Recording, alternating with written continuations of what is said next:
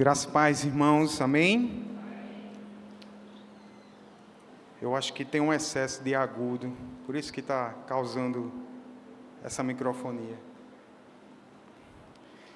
Irmãos, como o pastor já falou, nas quartas-feiras nós temos estudado o livro de Atos, e alguns dos irmãos já acompanharam algumas das minhas ministrações, e hoje nós vamos estar também meditando um pouquinho no livro de Atos. Por isso que eu convido os irmãos a abrirem suas Bíblias em Atos, capítulo 8.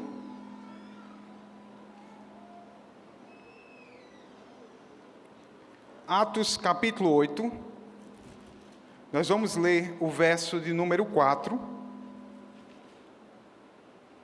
E depois nós vamos para Atos capítulo 11 e vamos ler também somente o verso, que será o verso de número 21.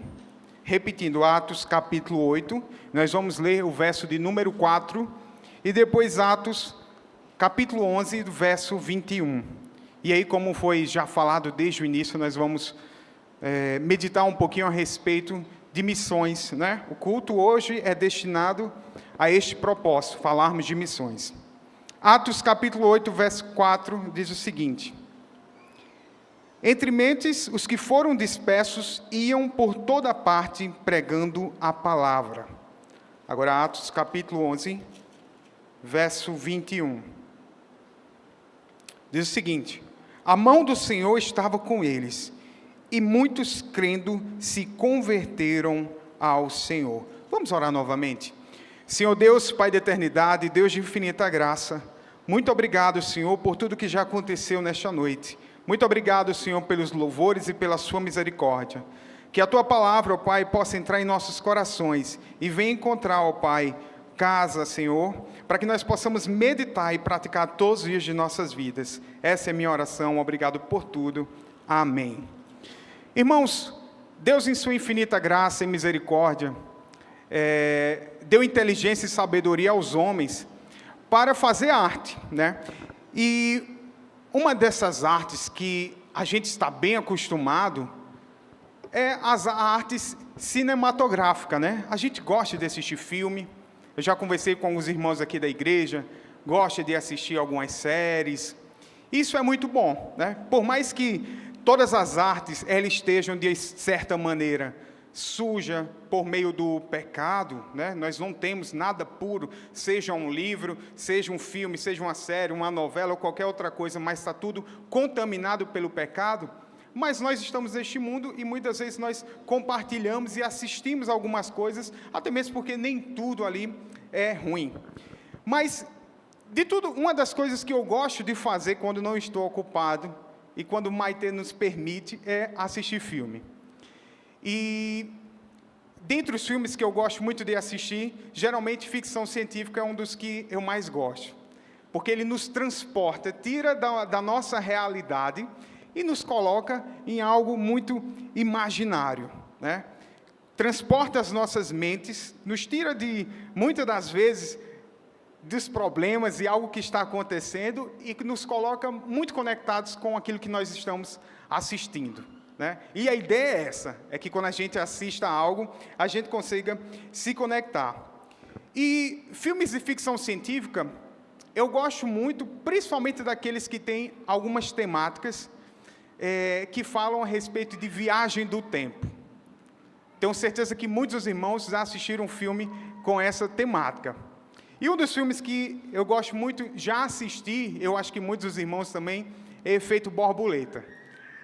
O filme fala, o protagonista sente algumas dores de cabeça, e aí ele consegue fazer uma viagem no tempo, voltar ao passado, e aí ele consegue modificar o seu passado, e, por consequência, o seu futuro também é modificado. E nem sempre ele acerta. Por quê? Ele faz algo de bom no passado para tentar melhorar o seu futuro, mas quando ele vai para o futuro, algo de ruim aconteceu também. Então o filme nos mostra que movimentar o passado traz consequências não tão boas também para o futuro. E outro filme muito bom que eu até anotei aqui, Deixe-me ver se eu encontro o nome do filme. Guerra do Amanhã. Esse é um pouquinho parecido, porque ele faz o inverso. Ao invés do protagonista voltar ao passado, o futuro é que vai ao encontro dele, pedir ajuda às pessoas do passado para mudar o futuro. Olha que interessante. Porque o futuro dos filhos deles estão todos cheios de problemas, está tendo uma guerra, então eles vão ao passado pedir a ajuda.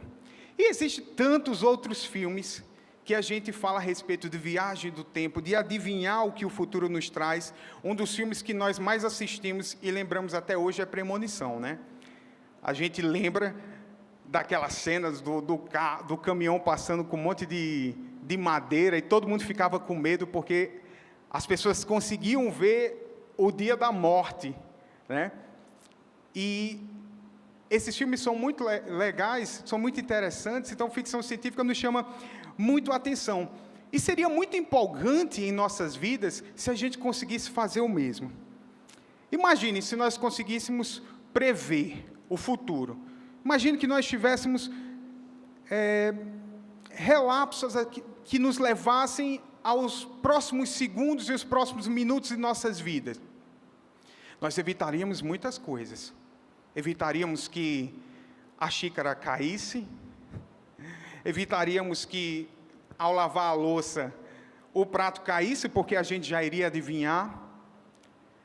Nós evitaríamos, talvez, uma queda, quando criança, porque saberíamos que iríamos topar na próxima calçada. Ou evitaríamos o sinal vermelho que a gente ultrapassou e ocasionamos um acidente. Então, seríamos muito bom se a gente conseguisse, de uma maneira ou outra, chegar na parada de ônibus, sabendo exatamente quando o ônibus vai passar. Porque só quem pegou o ônibus sabe como é ruim, né? Você está lá, ou o ônibus já passou, aí você tem que esperar o próximo, e vai demorar que só. Ou você está lá há 1 hora e o ônibus ainda não chegou. Agora imagine, você saber, não, o ônibus vai passar daqui a 5 minutos. Então você mora pertinho, dá o tempo para tomar um café, assistir alguma coisa, e quando chegar lá, o ônibus está chegando. Seria maravilhoso se a gente tivesse essa habilidade de adivinharmos o futuro. Eu até arrisco dizer que tem algumas mães que têm já essa habilidade, né? Fulano de tal vai cair, corra, dá 10 segundos e o menino cai. Então eu acho que algumas das mães já têm esses superpoderes de adivinhar o que vai acontecer com os seus filhos nos próximos minutos e segundos. Então é fato que a gente adoraria saber o que iria nos acontecer nos próximos minutos. Porque assim nós tentaríamos então mudar, estabelecer algumas coisas que seriam de acordo com a nossa vontade. Mas, se a gente fizesse isso, a gente estaria ferindo uma lei, porque estaríamos fazendo a nossa vontade sobre o futuro, e não a vontade daquele a qual o amanhã pertence, que é Deus. Mas todos nós queríamos essa habilidade de adivinharmos o futuro. Agora veja que interessante. Do texto que nós lemos, os crentes da igreja de Atos, eles não tinham o livro de Atos em suas mãos. Para a gente é ótimo adivinhar o futuro deles, porque quem já estudou um pouquinho o livro de Atos, ou já passou do capítulo 8, sabe o que é que vai acontecer na história. Ou quem já leu toda a Bíblia, já sabe o que aconteceu na vida de todas essas pessoas aqui. Mas eles não tinham a Bíblia sabendo o que vai acontecer nos próximos minutos, nos próximos capítulos. A gente não, a gente consegue ver o livro de Atos. A gente consegue ler o capítulo 8 todo, sabe o que aconteceu antes, sabe o que acontece no presente e sabe o que acontece no futuro desses irmãos. Então, para a gente é muito mais fácil, né?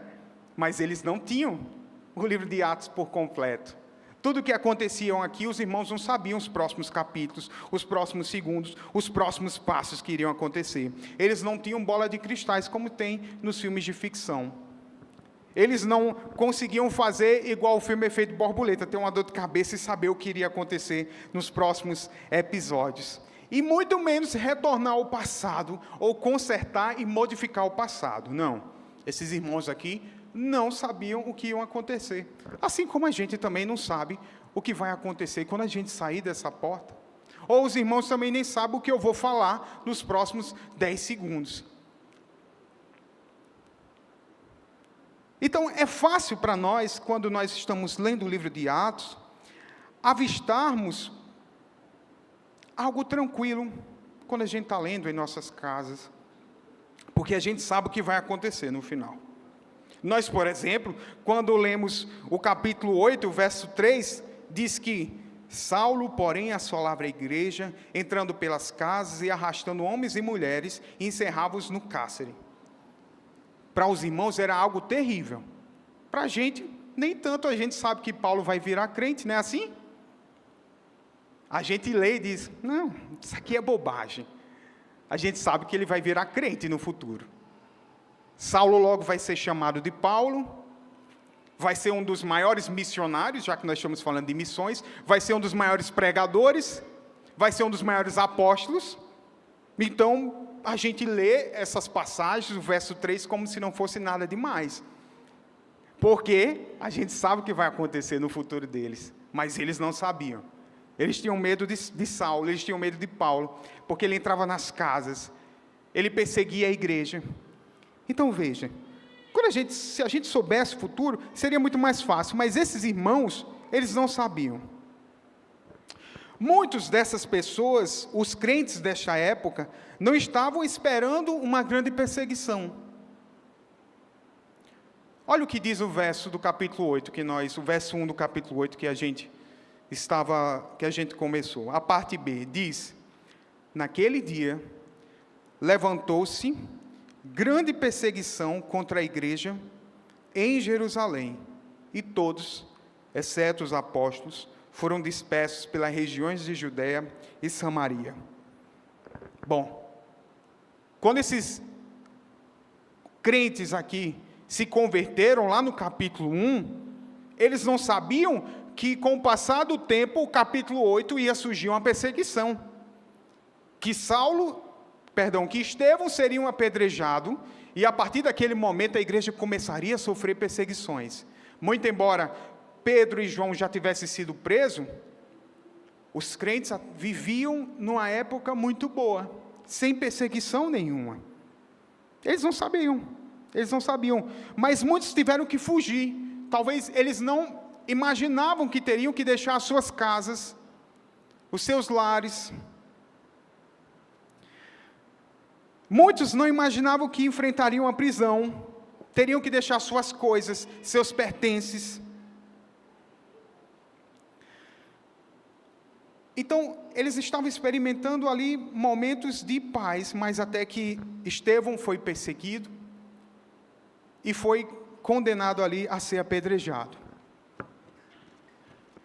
Agora vamos voltar à nossa vida real, tirando a ideia assim de ficção.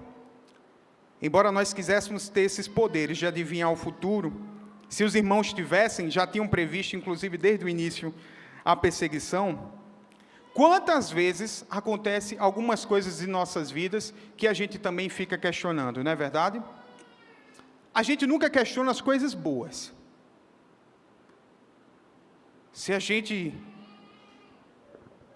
ganhasse um carro do nada, se viesse como mágica na nossa frente, a gente talvez não questionasse como é que esse carro apareceu. Ou se apareceu um valor a mais em nossas contas, a gente ia ficar caladinho, a gente não ia questionar. Mas quando acontece algo de ruim, a gente já questiona. A gente não entende o porquê, muitas vezes, Deus vai lá e nos manda algo que aparentemente é ruim para a gente. Quando a gente perde o emprego, quando somos acometidos por um câncer, quando os nossos parentes são acometidos por um câncer, quando os nossos filhos estão doentes, a gente não sabe o porquê.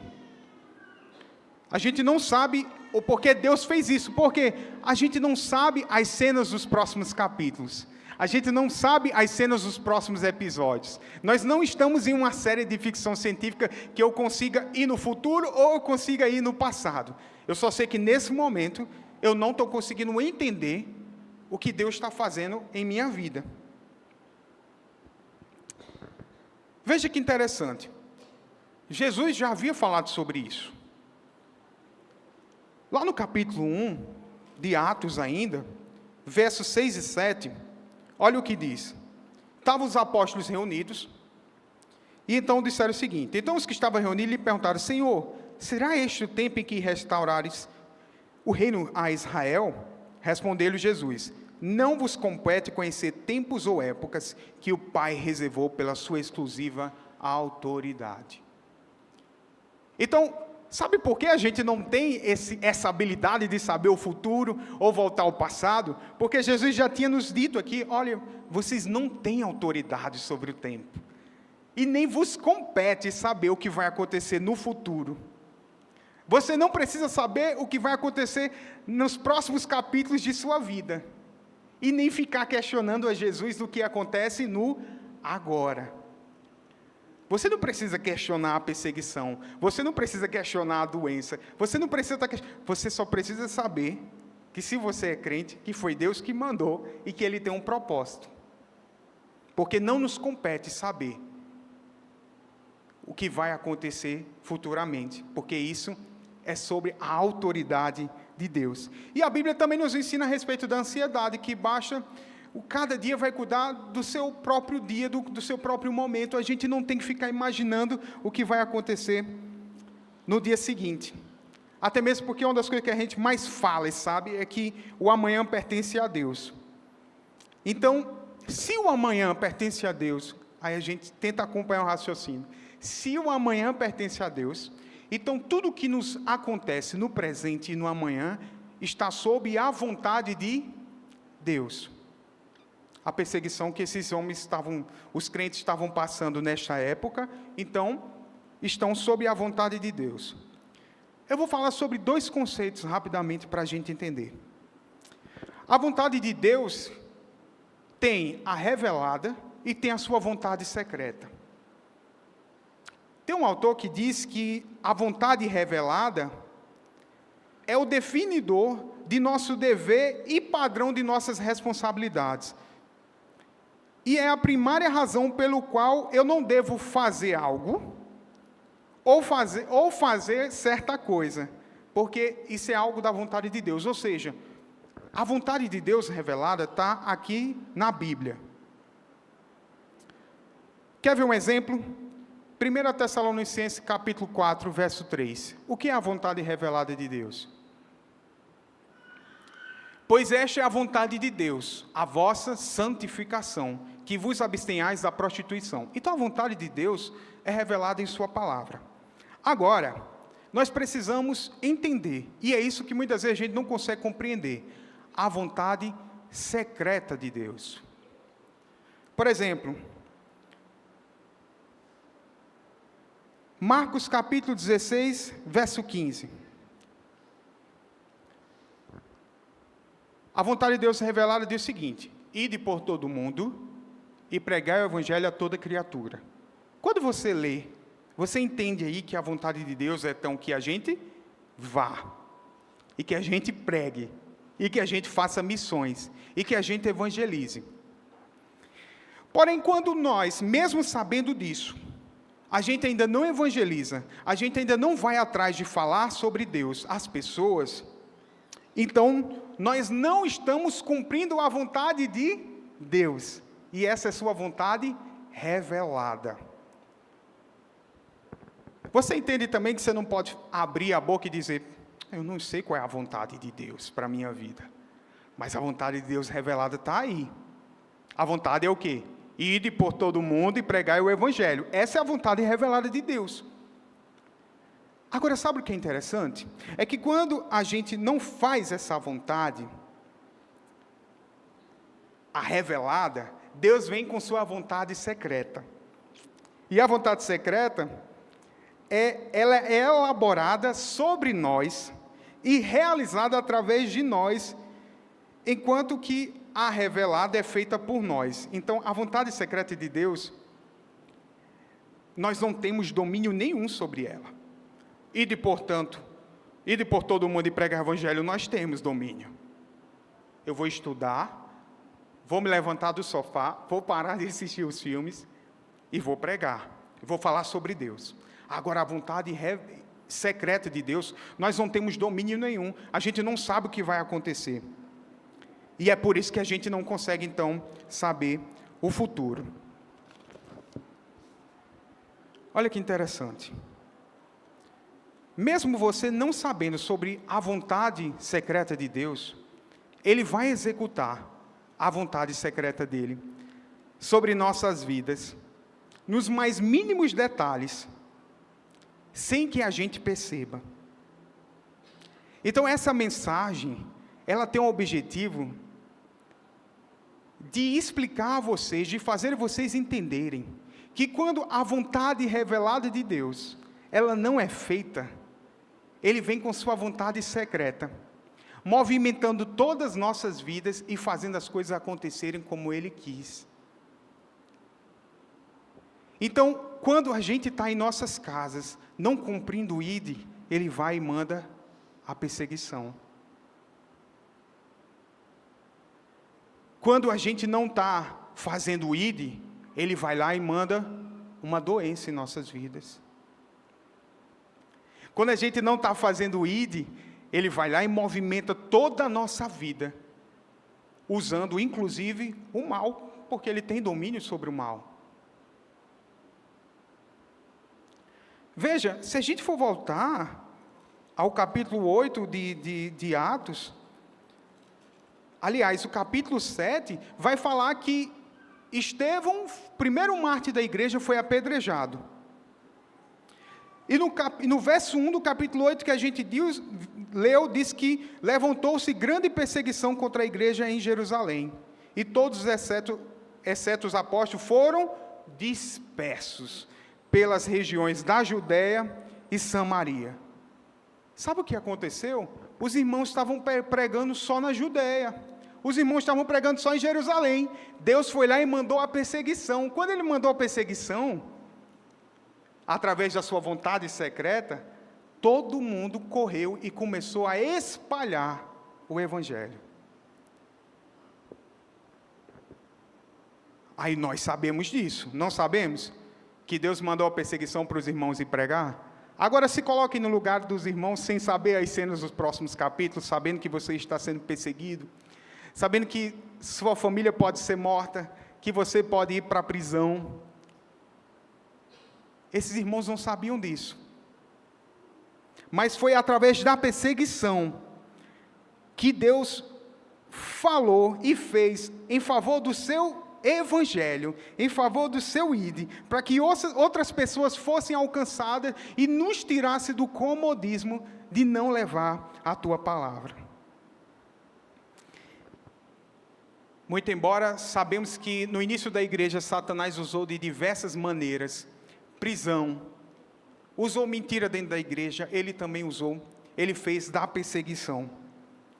Mas Satanás estava errado, ele achou que estava ganhando, viu os irmãos perseguindo, Saulo arrebentando com tudo, entrando nas casas. Mas ele também não sabia os próximos capítulos, como nós sabemos hoje, de que Deus estava usando a perseguição em favor do seu Evangelho.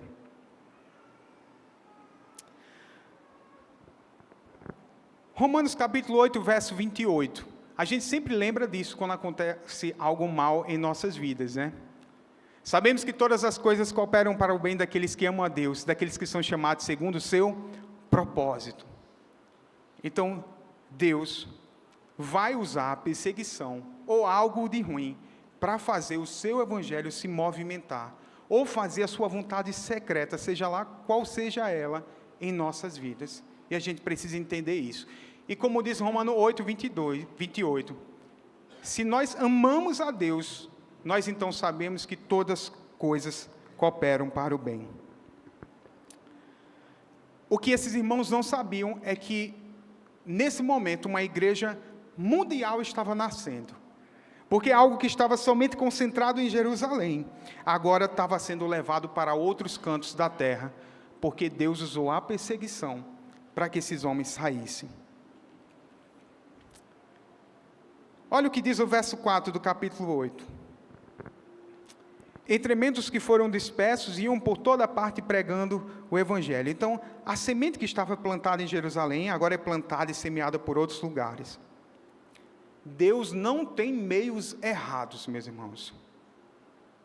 Se Ele tiver que usar, então, algo ruim, Ele vai usar, mas Ele não tem meios errados para fazer e para cumprir os seus planos em nossas vidas. Independente se a gente estiver pensando em missões ou outra coisa em nossas vidas, Ele não tem meio errado. E veja, mesmo essas pessoas correndo com medo, o verso 4 diz que essas pessoas, elas foram dispersas, elas fugiram, mas elas iam pregando a palavra de Deus. Elas não se mantiveram em silêncio. E aqui, nós aprendemos então que os verdadeiros crentes não estão sujeitos somente sob a autoridade dos homens dessa terra. Veja, a gente foi lá, votou hoje, cumpriu o nosso papel como cidadão, mas a palavra de Deus diz que tudo passa.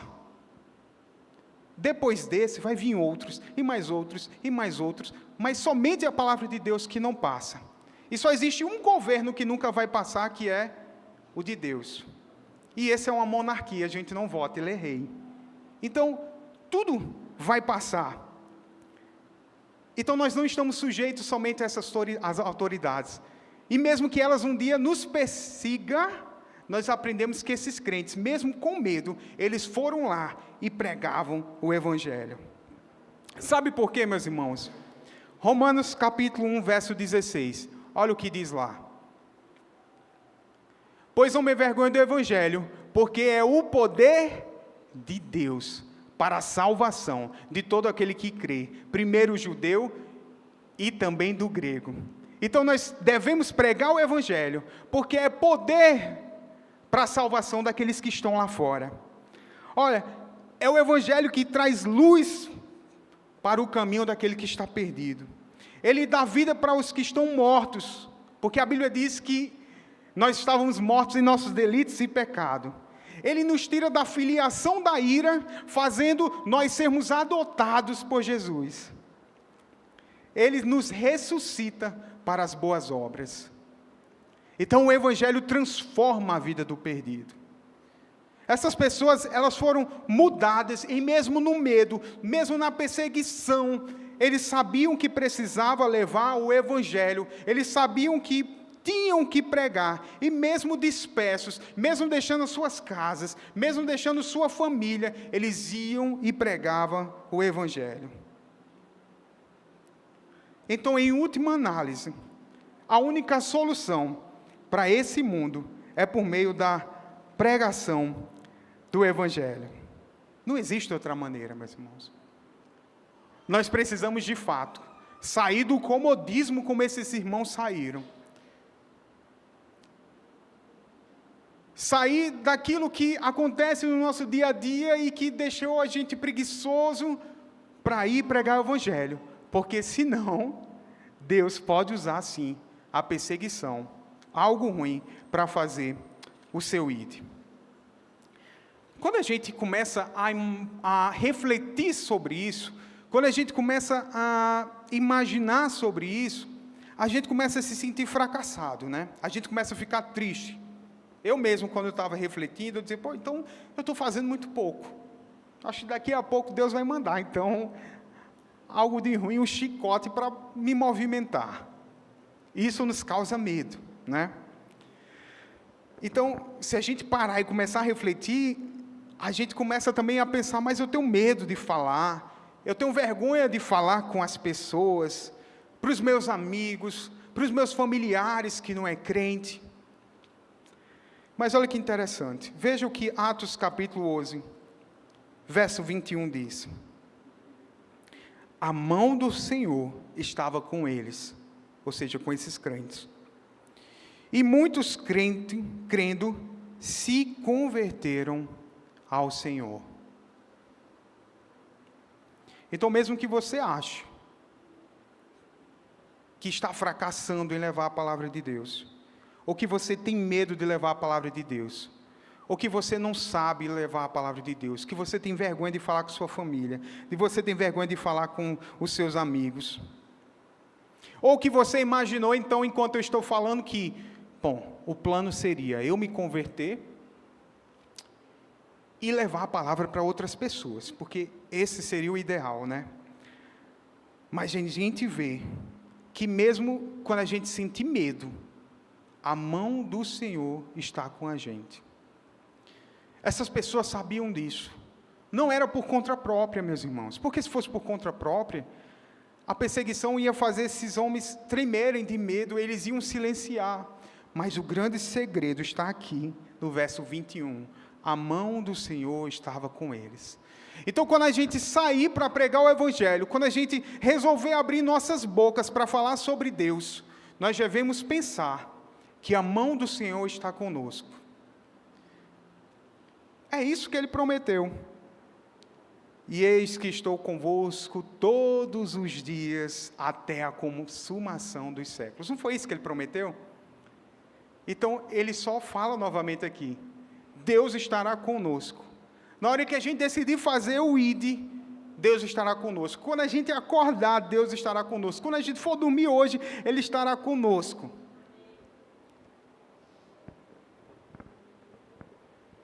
Deus estará conosco em todos os momentos de nossas vidas, inclusive quando a gente resolver levar a sua palavra. Porque a gente sabe que a palavra de Deus é poder para a salvação de todo aquele que crê. Primeiro o judeu, depois o grego, depois nós. Então, Deus vai cumprir o seu ID em nossas vidas de maneira ou de outra. Então, a nossa esperança é essa. Esperar um pouquinho, né?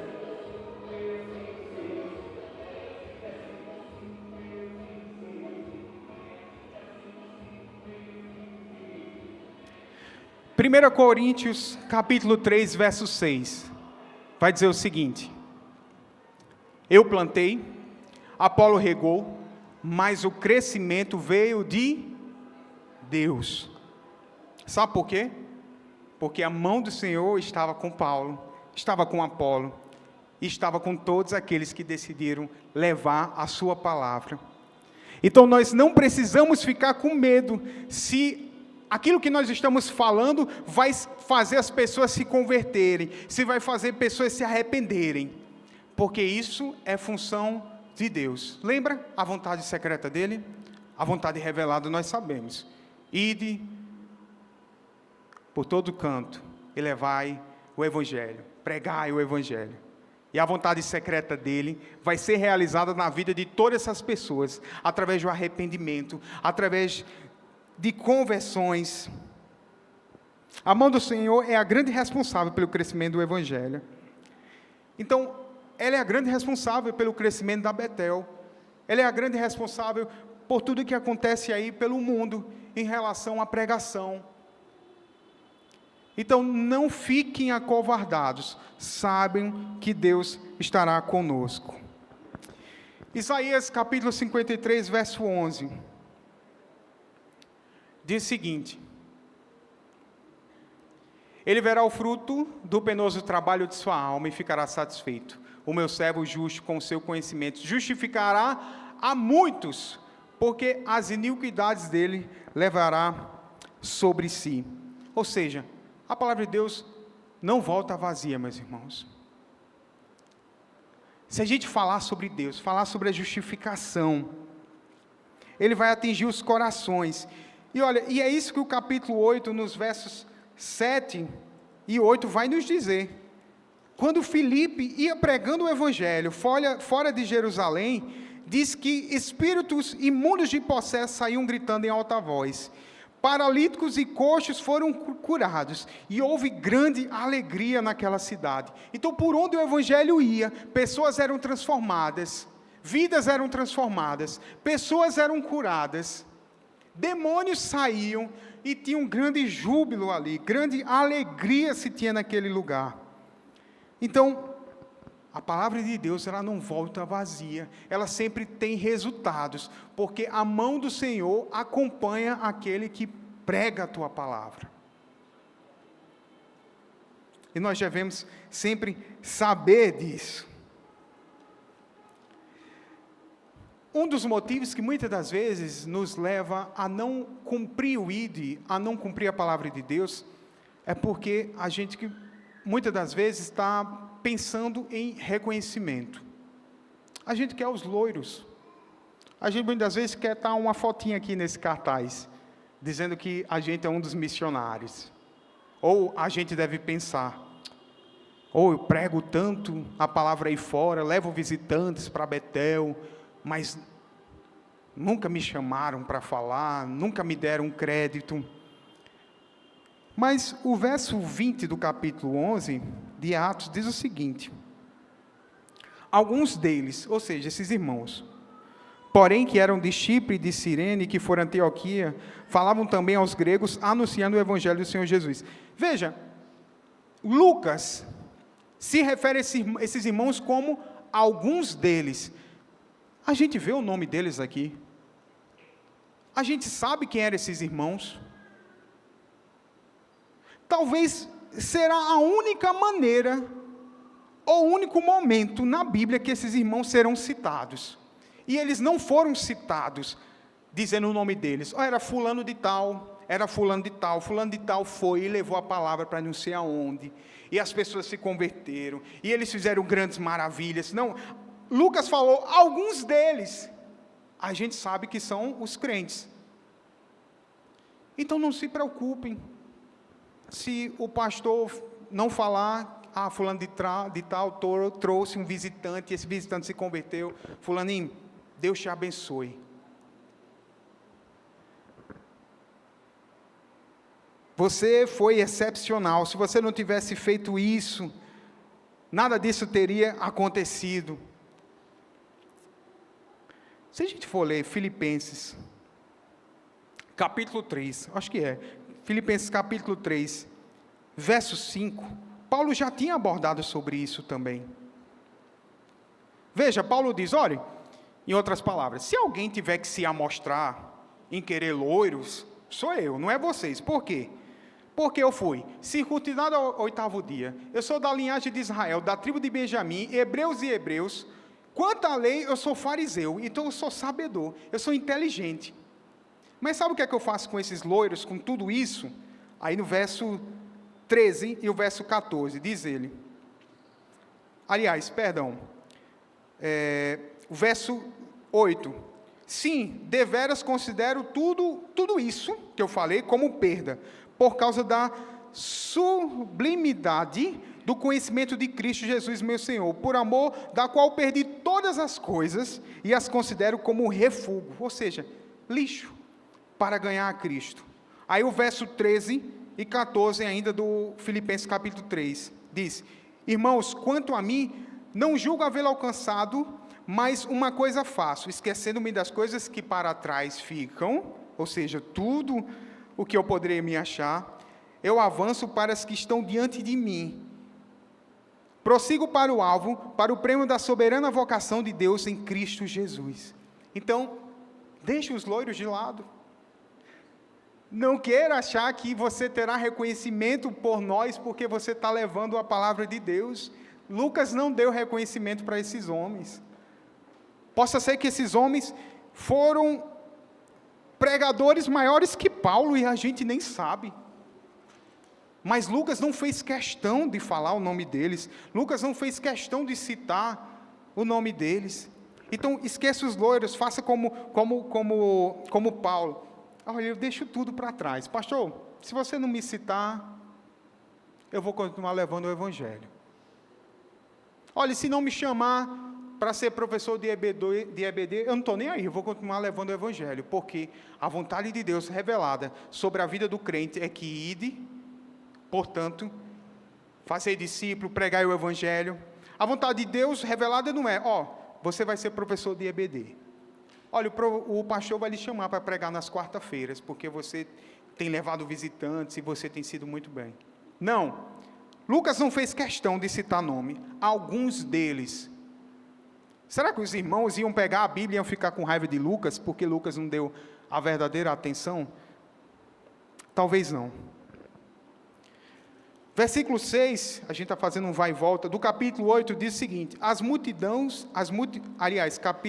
versículo 5 diz o seguinte, Filipe descendo à cidade de Samaria, anunciava-lhes a Cristo. Lembre, o ID, nós temos que falar sobre Cristo, nós temos que falar sobre a sua cruz, nós temos que falar sobre o pecado, que Ele morreu pelo pecador.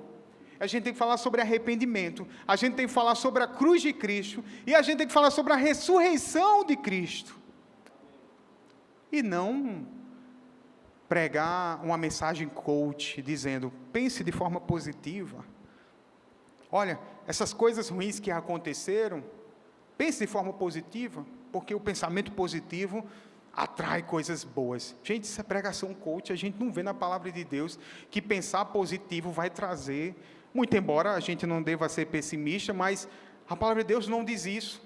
Aqui diz que Filipe anunciava somente a Cristo. É isso que Paulo diz também, né? Olha, eu prego a Cristo, a sua cruz.